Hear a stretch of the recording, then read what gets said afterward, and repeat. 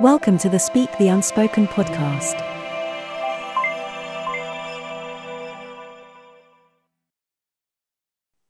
Hai, halo. Waktunya kamu simak podcast Speak the Unspoken yang dipersembahkan oleh Rutgers Indonesia melalui program Right Here Right Now Too.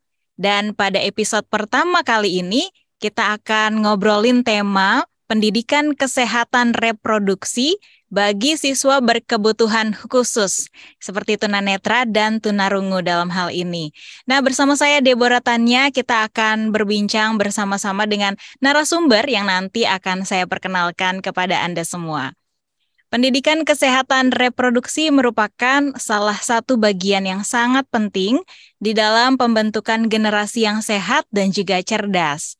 Pendidikan ini tujuannya untuk memberikan informasi dan pengetahuan tentang sistem reproduksi, tentang perkembangan seksual, dan juga cara-cara menjaga kesehatan reproduksi agar dapat terhindar dari yang namanya penyakit, termasuk kehamilan yang tidak diinginkan.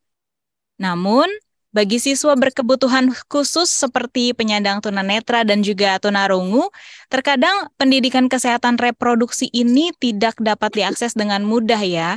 Padahal pendidikan kesehatan reproduksi ini sangat dibutuhkan bagi penyandang tunarungu maupun tunanetra, terutama untuk mempersiapkan mereka supaya mampu menghadapi masa pubertasnya dengan sehat, bahagia, dan juga bebas dari rasa takut. Mereka perlu memahami aspek seksualitas dan juga ini merupakan ada perubahan-perubahan emosi ya, mengenali perubahan tubuh juga, relasi yang sehat, perilaku berisiko, stigma, dan juga diskriminasi di masyarakat, dan hal-hal lain seputar kesehatan seksual dan reproduksi remaja.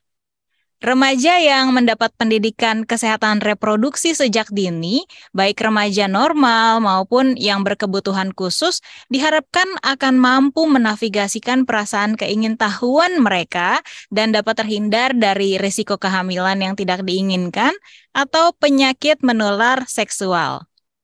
Nah, kita akan berbincang tentang bagaimana urgensi pendidikan kesehatan reproduksi bagi siswa berkebutuhan khusus ini, dalam hal ini tunanetra dan tunarungu ya.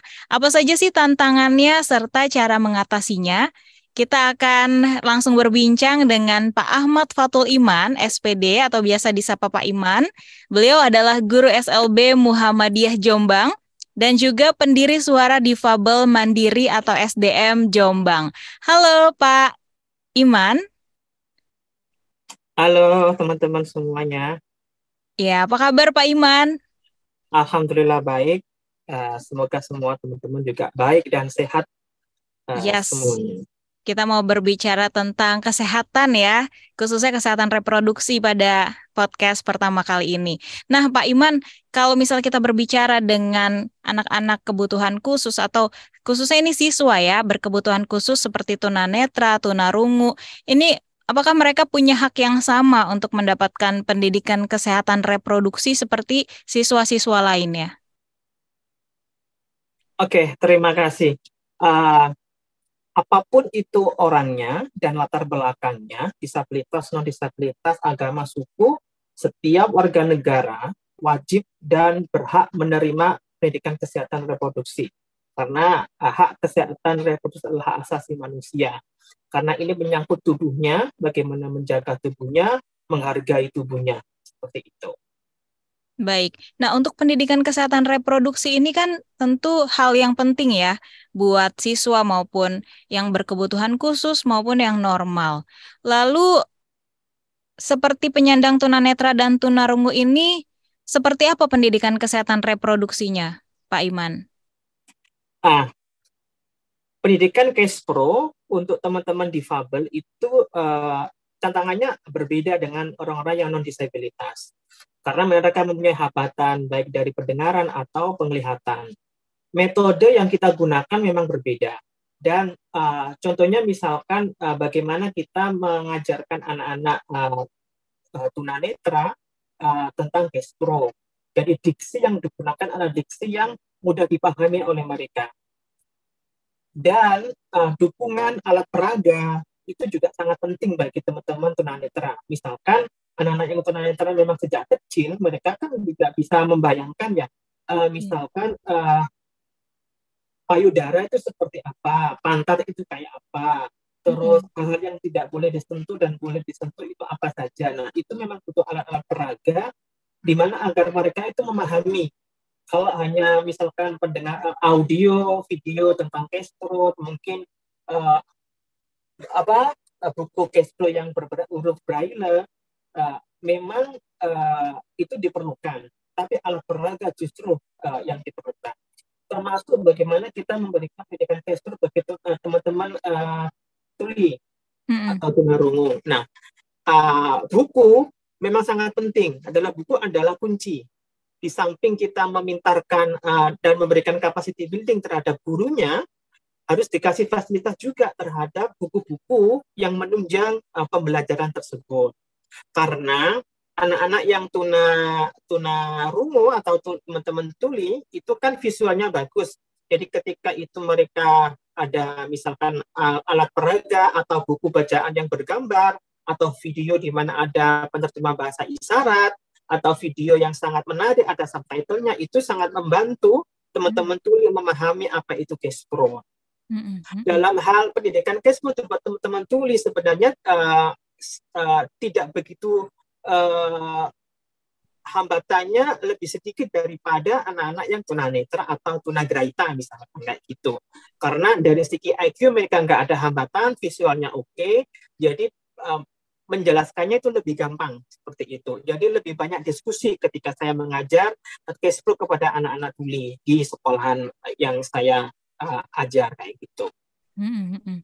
Nah, tadi kan Bapak sudah menyebutkan contoh-contoh ya atau metode yang digunakan supaya cashflow ini bisa diterima oleh siswa penyandang tunanetra maupun tunarungu. Apakah Bapak mengalami kendala atau kesulitan dalam mencari materi-materi atau alat-alat peraga seperti itu, Pak, untuk mengajar kepada anak-anak tersebut? Untuk yang tunanetra memang kesulitan dari hal alat peraga ya. Jadi kita harus cari boneka yang selama ini kan bonekanya boneka kayak misalkan lebih ke kayak hewan beruang kayak gitu. Tapi boneka yang berbentuk manusia itu kan masih belum ada, atau ada mungkin kita sulit untuk mendapatkannya. Jadi diharapkan pemerintah juga bisa memberikan fasilitas itu kepada kami yang ada di sekolah-sekolahan, bagaimana mengajar memberikan alat peraga buat teman-teman tunanetra. Karena misalkan ketika saya ditanya sama teman-teman tunanetra, cantik itu seperti apa? Misalkan bagian tubuh jongkok itu kayak apa? Misalkan pendidikan cashflow, kalau misalkan mau buang air besar itu harus duduk, jadi harus dilatih duduk seperti ini. Jadi memang pelan-pelan kayak daily living kayak gitu, seperti itu. Dan untuk mengajar teman-teman yang tuli, lebih banyak diskusi kepada mereka, karena mereka sudah masa puber, sudah ada yang pacaran, lebih banyak saya diskusi dengan mereka. Kemudian yang jelas saya tidak akan menghakimi mereka. Walaupun saya mengetahui dan memantau Facebook mereka, medsos mereka, termasuk pergaulan mereka, ada yang sudah pacaran sesama tuli seperti itu. Tapi dengan adanya diskusi dengan mereka akan terbuka dampaknya seperti ini, dan mereka diajak mikir critical thinking-nya seperti apa. Dan itu jauh lebih enak daripada kita menghakimi seperti itu. Baik, ini suatu langkah yang baik juga ya Pak, untuk kita bisa mencegah hal-hal yang tidak diinginkan kepada anak-anak yang mengalami tunanetra dan juga tunarungu. Nah, cara memberikan pendidikan tentang bagaimana menghindari penyakit menular seksual pada siswa berkebutuhan khusus yang tidak dapat melihat atau tunanetra dan teman-teman tunarungu ini dengan baik seperti apa nih? Kalau dari Pak Iman? Di sekolah SLB itu mulai dari tingkat TK sampai tingkat SMA itu pasti ada yang namanya daily living. Jadi mengajarkan kepada anak bagaimana hidup mandiri, mulai dari pakai kancing baju sendiri, pakai sepatu sendiri, sampai bagaimana mereka harus membersihkan alat reproduksi mereka. Kalau habis kencing harus seperti apa, step-stepnya, tidak boleh langsung pakai celana dalam ketika dalam kondisi basah. Itu kita jelaskan dan kita praktekkan secara bertahap sesuai dengan level dan ketunaan mereka. Seperti itu. Terus kita juga mengajarkan kepada teman-teman yang tuli, kalau kamu misalkan berpacaran tidak boleh melakukan hubungan seksual sebelum menikah, seperti itu. Itu kita ajak diskusi. Nanti akibatnya kena HIV, misalkan kena penyakit menular, kita tunjukin gambar-gambar orang yang kena HIV seperti apa. Misalkan penyakit akan gonore, terus kayak semacam infeksi menular seksual seperti itu. Dan mereka akan mengetahui, oh ternyata bahayanya kayak gini itu ya. Kamu mau kayak gini. Nah, kita ajak diskusi seperti itu bagi yang teman-teman tuli. Dan mereka terbuka ternyata wawasannya, oh ini nggak boleh seperti ini. Mereka sudah memahami. Bagi yang tunanetra memang harus dibantu secara step by step. Dari awal misalkan kebersihan diri, misalkan kukunya harus dirapat, kalau udah mulai agak panjang harus dipotong kalau misalkan gitu. Karena kenapa efeknya misalkan kalau kamu gatal garuk-garuk daerah selangkangan misalkan, itu juga akan menimbulkan iritasi, perih kalau misalkan kena air. Nah, itu efeknya. Mereka juga akan, oh gitu ya, seperti itu. Sebenarnya mungkin bagi orang lain itu simpel, tapi bagi kami yang mengajar di sekolah SLB itu tantangan yang luar biasa. Dengan cara yang berbeda, dengan teknik yang berbeda. Oh kok seperti ini mereka itu nggak paham, harus cari cara lain seperti itu. Untuk Pak Iman sendiri nih, tentunya kan perlu ilmu-ilmu secara khusus ya, literatur itu Bapak dapatkannya mudah atau seperti apa Pak? Untuk bahan mengajar kepada anak-anak. Dibilang mudah, dibilang sulit ya lumayan. Karena memang saya basicnya adalah aktivis sebelum mengajar di SLB. Sejak tahun 2013, saya sudah ngajar di SLB 10 tahun. Jadi saya ngajar, saya juga bekerja di LSM dulunya yang bergerak dalam isu-isu Kespro, dalam isu-isu HIV/AIDS. Jadi materinya lebih banyak saya dapatkan di LSM. Kemudian saya terapkan di dunia SLB. Kemudian saya juga sharing terhadap guru-guru yang lain. Mungkin guru-guru yang tidak seperti saya mungkin akan kesulitan untuk mencari materi, termasuk bagaimana mengajarkan mengelingkan pelajaran ke Kespro. Ya, misalkan IPA itu ada Kespronya. Misalkan agama. Nah, agama itu di ilmu fikih ada namanya istinja. Istinja itu adalah bersih diri. Habis cebok, habis buang air kecil harus ngapain? Itu kan ada di dalam Islam untuk membersihkan itu. Nah, itu sebenarnya bisa dilingkan ke IPA, bisa dilingkan ke IPS, bisa dilingkan. Karena apa? Karena saya sudah memahami konsep Kespro secara makro, secara mikro sudah memahami. Tapi bagi guru yang tidak pernah mendapatkan capacity building tentang Kespro, itu pasti akan kesulitan untuk melingkan. Gimana ya caranya? Sebenarnya itu gampang kalau sudah memahami konsep secara menyeluruh. Itu kalau misalkan masih belum, beliau pasti akan meraba-raba. Maka dari itu perlu adanya buku yang namanya buku bacaan.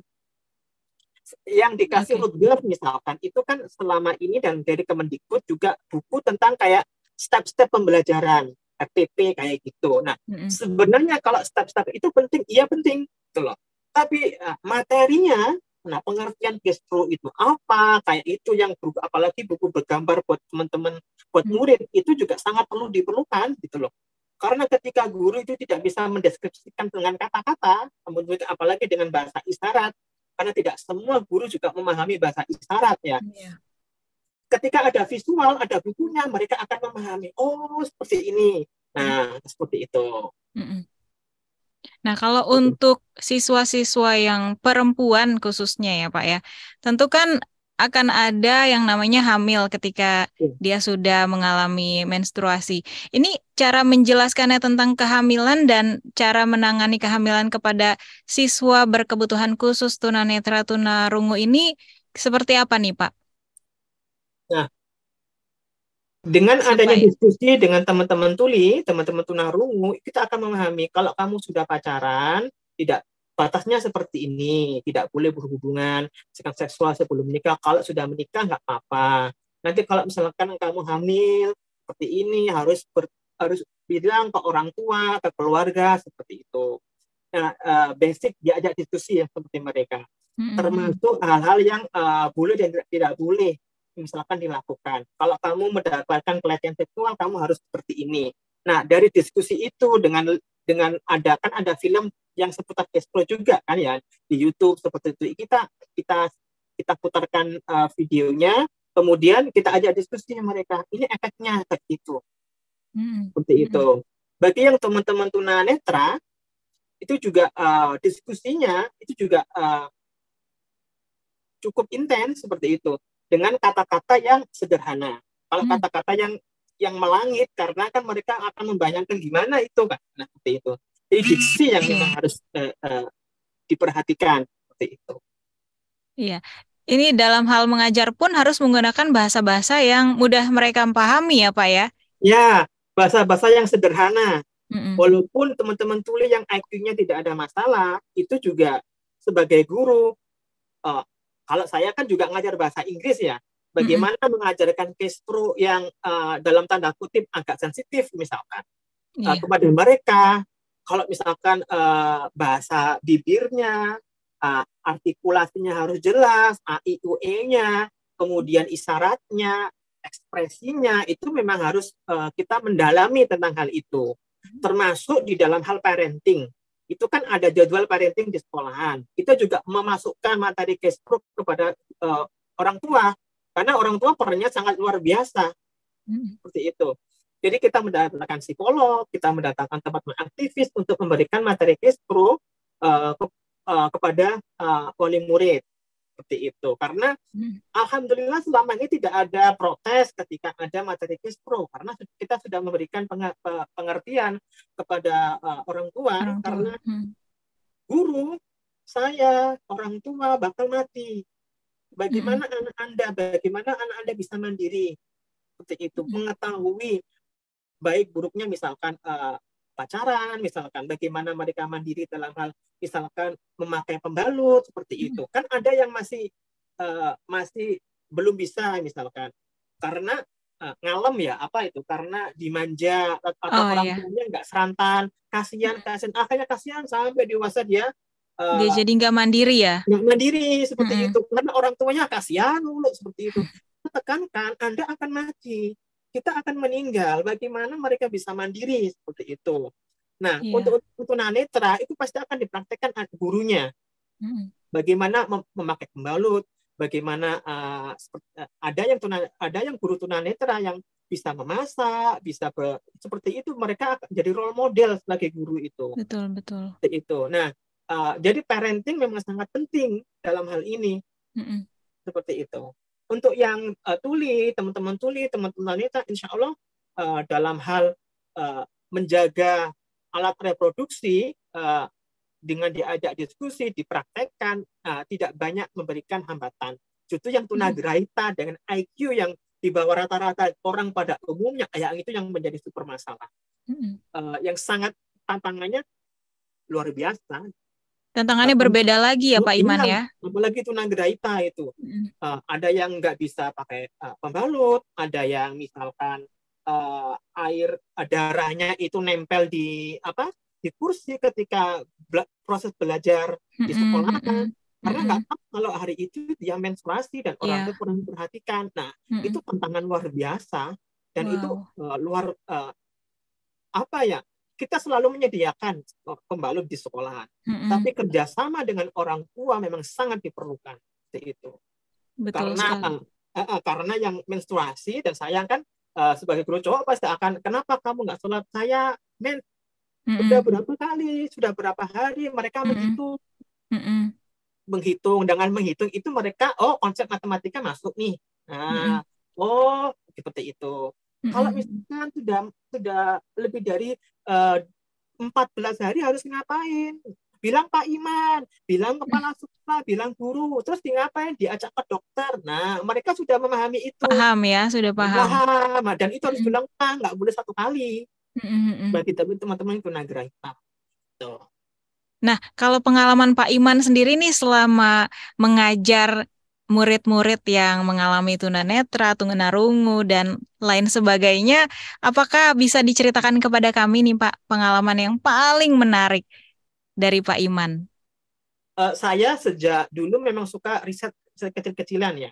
Bagaimana sih cash flow-nya anak-anak ABK kayak gitu. Karena selama ini tidak banyak riset tentang ABK. Itu saya lakukan sejak tahun 2013.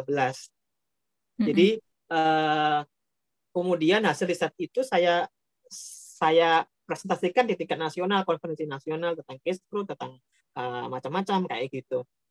Untuk mengajarkan perbedaan laki-laki sama perempuan bagi yang teman-teman tunagrahita, anak tunagrahita itu butuh waktu 3 bulan. 3 bulan. Perbedaan laki sama perempuan, terus Mm-mm. perbedaan yang namanya burung dan penis misalkan, itu Mm-mm. butuh waktu 3 bulan juga. Karena selama ini juga salah kaprah orang tuanya, gurunya, kiainya, ustadzanya, Mm-mm. lingkungannya. Kalau bilang namanya penis, itu dosa, nggak saru, pamalu lah, Kasar gitu ya. kasar kayak Padahal gitu. memang itu yang sebenarnya ya Memang itu. kata-katanya. Kalau bilang penis, kalau bilang Mm-mm. pantat, itu apanya yang dosa gitu. Mungkin itu Kalau bagian sekarang kan banyak yang reproduksi. istilah-istilah biar lebih halus, padahal bukan Iya, itu ya. itu burung saya, itu Mm-mm. titik saya kayak gitu. Apa titik Mm-mm. itu nggak boleh bilang penis ya penis, nggak boleh Mm-mm. Pak itu. Nah di dalam parenting itulah kita akan menyadarkan wali murid. Mm-mm. Bahayanya gini loh, karena ada kejadian misalkan ada pelecehan seksual, Mm-mm. ini kisah nyata gitu loh. Daerah mungkin daerah Jawa Barat, Bandung mungkin, Mm. saya ingat saya itu ketika ada pelecehan seksual korbannya itu dalam keterangannya itu burungnya dimasukkan ke mulut atau apa gitu. Dalam Mm. undang-undang kita nggak ada yang namanya pasal burung, kata burung, Mm-mm. Mm-mm. adanya penis. Nah Iya. sampai di pengadilan itu harus minta surat keterangan resmi dari Balai Bahasa Universitas ternama Mm-mm. yang menyatakan yang konteks burung di sini adalah penis. Mm. Sampai segitunya bahayanya menyebar kata uh, tidak bisa membedakan antara burung dan penis. Hal yang Mm. kecil untuk anak ABK itu luar biasa dampaknya. Iya. Karena tidak ada hukum kita ada kata namanya burung. Ya toh? Simpel Iya, betul bilangnya itu. sekali. Itu Ya, dampaknya luar biasa. karena itu secara umum sudah dipergunakan juga oleh masyarakat kita ya, Iya. guna alih-alih ingin berbicara secara halus, tapi makna aslinya jadi hilang gitu ya. Iya. Mana ada di dalam pasal kekerasan seksual ada itu loh titit, apa titit itu nggak ada titit itu. Nah, itu Baik. penting, simpel sebenarnya, apalagi yang tunagrahita ya. Mm-mm. Nah, Tuh. Pak Iman, lalu menurut pandangan Pak Iman saat ini yang diperlukan sekali oleh anak-anak berkebutuhan khusus terkait pendidikan Kespro atau kesehatan reproduksi ini dan masih belum terpenuhi oleh pemerintah maupun lingkungan terdekat mereka nih seperti apa, Pak? Sebelum menjawab kebutuhan apa untuk siswa, harusnya juga ditanyakan kebutuhan guru apa. Iya. Tuh. Ya kan? Karena gurunya tidak semua memahami Kespro. Perlu adanya diklat, seminar yang komprehensif Kespro untuk anak-anak ABK. Cara Mm-mm. penyampaiannya seperti apa, pakai gamenya kayak apa, alat peragamnya seperti apa, itu yang harus dipenuhi. Kalau gurunya aja nggak paham, gimana muridnya? Kalau Betul. gurunya sudah memahami secara komprehensif, pakai metode apa sudah canggih, Mm-mm. memasukkan Kespro ke dalam semua mata pelajaran bisa, mau agama, IPA, IPS, matematika itu pun bisa. Ketika anak-anak saya suruh, karena saya juga wali kelas, sekarang Mm-mm. semester kemarin saya wali kelasnya anak-anak tuli, sekarang saya wali kelas anak tunagrahita. Mm-mm. Kalau sudah menstruasi berapa kali?